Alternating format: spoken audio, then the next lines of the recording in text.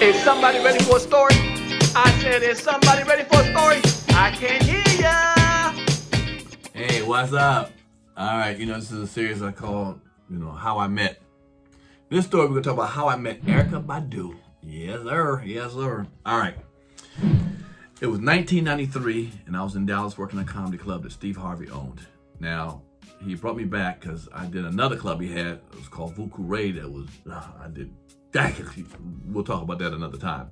But this was a new comedy club that he had. And so I was there for the week in Dallas, and I was doing my thing. But I remember meeting this girl. Now, I think she was the manager at the time. Don't quote me. She might be the head waitress. Something she was in some kind of position. I think it was manager. So we'll go with that. I just can't remember that part.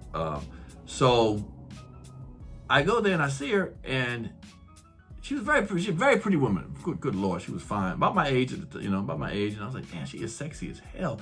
But I remember she opened her mouth and that voice was raspy. What the shit? Louis Armstrong had. Whoa, wait. But you know what, to be honest with you, it even made her sexier. I ain't gonna lie. It even made her sexier. And I remember thinking, damn, and she had that body. Fellas, woo. Damn, little round waist, apple booty, and I'm a booty man. I was a booty man. Now I judge women just in totality. But back then I was an ass man, and she had the body, fellas. Damn, you all seen that video? What was that, window seat? Damn. I'm like, but I saw that before. Okay, I got to see the seat before the window. Okay, but I remember like, damn, she's fine as fuck.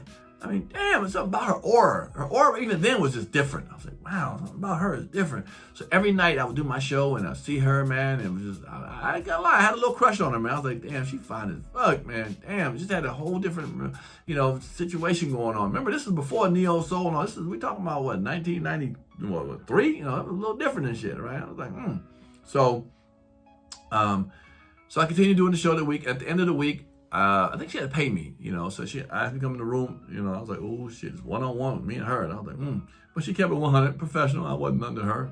I thought I was the dude back then. She's like, next, nigga, okay, here's your paycheck and we'll talk to you another time. Thank you, we'll see you next time you show up. I'm like, shit.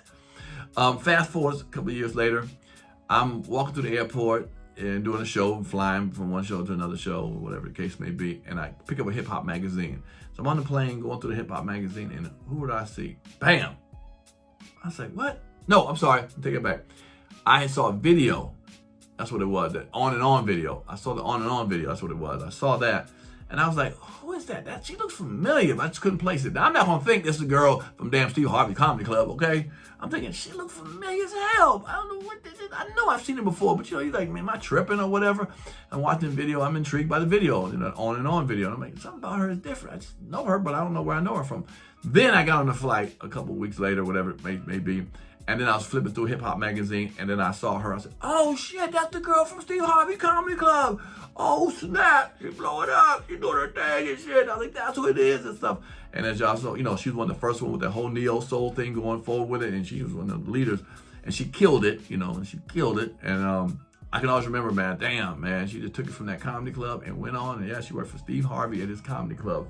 And again, she wound up being who she is, and fabulous artist. I think I caught her in DC one time. She was at a club called Dreams some years later.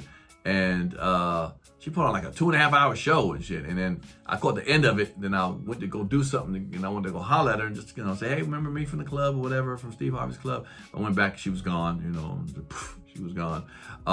Some years later, recently, I was at the Dave Chappelle Mark Twain Awards in DC. And I was backstage walking in, and I didn't think she would remember me. Again, I don't always think people know me, even though they do. I'm sometimes surprised. And she comes up to me and she's like, hey, Pierre. And I'm like, you know who I am? And, again, that was years ago, 93, 18 years later and shit. I'm like, what? And she's like, yeah, I did. And I remember her telling me something that made me feel like, damn. She said, you know what? Of all the comics that came through the club, I thought you were going to make it. Two comics I thought were going to make it. I said, yeah, huge. You and Shucky Ducky. No, Shucky Ducky, my man, but them the two comics, me and Shucky Ducky? Okay. But she said, yeah. She said, what happened? She said, you gotta keep going out there, putting your stuff out there, keep putting your stuff out there. You're funny as hell. So you know, I appreciated Erykah, and I do put myself up out there, you know, just got to get it out there more. So I met Erykah Badu, and it was a great experience, and she was cool as hell, man, really down to earth. Like I said, even recently when I met her, just still down to earth, man. I wish her nothing but success. But that's how I met Erykah Badu. Don't forget, you can get it. You can catch that on Amazon if you want to get one. A lot of funny stories in here. Thank y'all for watching. Again, hit the subscribe button if you like, you know, this kind of stuff, and or the notification bell. Thank you so much, and I will holler at you another time of how I met. Is somebody ready for a story? I said, is somebody ready for a story? I can't hear ya. Turn me up a little bit. Turn me up a little bit. If you like that clip, hit the subscribe button or the notification bell. In fact, why don't you hit both of them?